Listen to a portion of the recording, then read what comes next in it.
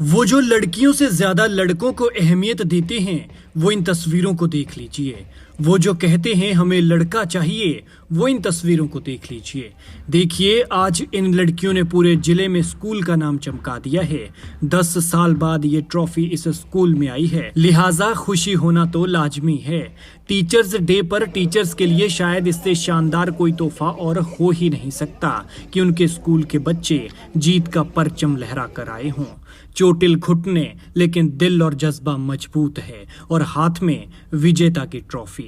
ये जीत इतनी भी आसान नहीं है। जीतने के लिए लड़ना पड़ता है, संघर्ष करना पड़ता है, और इन बेटियों ने लड़ाई और संघर्ष दोनों किया, लड़कों की तरह बल्कि लड़कों से भी ज्यादा। और इसीलिए तो जीत की ये ट्रॉफी आई है, क्योंकि जीत की डगर इतनी भी आसान नहीं थी, वो भी 1 दर्जन स्कूलों के सैकड़ों बच्चों को हरा कर आगे आना।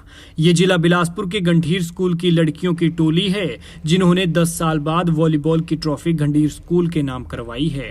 अंडर 19 एज ग्रुप के ये टूर्नामेंट बिलासपुर के छत स्कूल में हुए और इसमें 12 स्कूलों ने हिस्सा लिया था। लड़कियों ने वॉलीबॉल मैच में शुरू से संघर्ष जारी रखा और दमखम दिखाते हुए फाइनल में मुंडखर स्कूल के साथ डटकर मुकाबला करते हुए जीत अपने नाम दर्ज की। बता दें कि गंडीर स्कूल की गर्ल्स टीम ने 10 साल बाद वॉलीबॉल का मुकाबला जीता है और 10 साल बाद ट्रॉफी स्कूल में पहुंची है। ये बच्चियां जैसे ही स्कूल पहुंची तो सभी ने इनका फूल मालाओं के साथ जोरदार स्वागत किया और फिर इन्होंने जीत की ये ट्रॉफी प्रिंसिपल के हाथ में रखी। वहीं स्कूल प्रिंसिपल ने इस जीत का श्रेय बच्चों की कड़ी मेहनत के साथ साथ उनका मार्गदर्शन करने वाले डीपी हरीश शर्मा और पीटीआई रविंद्र को दिया। साथ ही उन्होंने बधाई और शुभकामनाएं भी दी हैं। खैर, इस जीत पर गंडीर स्कूल की वॉलीबॉल की अंडर 19 टीम की कैप्टन क्या कहती हैं, वो सुनिए। तो मैं अपने अध्यापकों को शुक्रिया करना चाहूँगी, क्योंकि उन्होंने हमारा भरपूर साथ दिया। उन्होंने हमारे अप्रैल माह से ही शून्य पीरियड का प्रबंध कर दिया था और हम सभी छात्राएं 7 बजे स्कूल में उपस्थित हो जाती थी और हमारे डीपी सर, पीटीआई सर और हिंदी के प्रवक्ता श्री अनिल जी, उन्होंने भी हमारा भरपूर सहयोग दिया। साथ में हमारे प्रिंसिपल सर, सबने हमारा भरपूर सहयोग दिया। सबने हमको सपोर्ट किया कि हाँ आप खेलिए।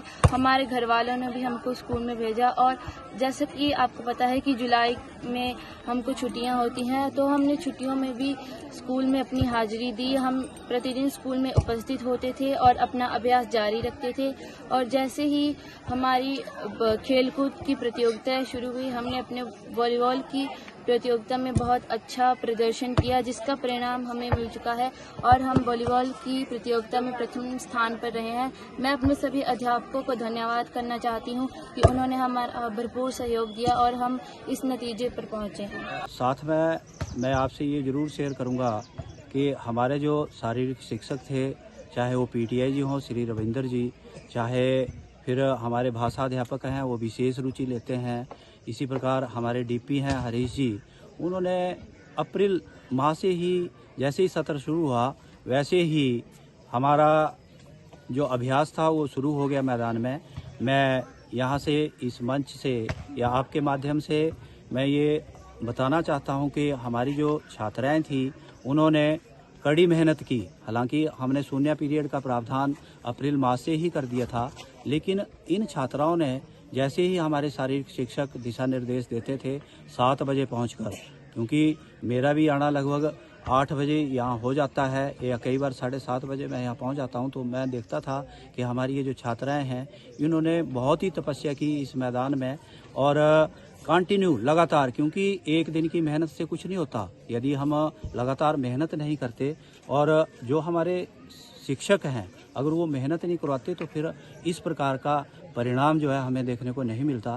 तो मैं आपके माध्यम से यहाँ जहाँ बच्चों को बधाई देता हूँ, इनकी कड़ी तपस्या का जो फल हमने ईश्वर ने जो हमें दिया है, मैं उसके लिए इन छात्राओं को बहुत ही बधाई देता हूँ। मैं अपने अध्यापक साथियों को का भी धन्यवादी हूँ कि इन्होंने जहाँ वर्किंग हावर्स में काम किया वहाँ उनने एक्स्ट्रा टाइम देकर एक पाठशाला का नाम रोशन किया।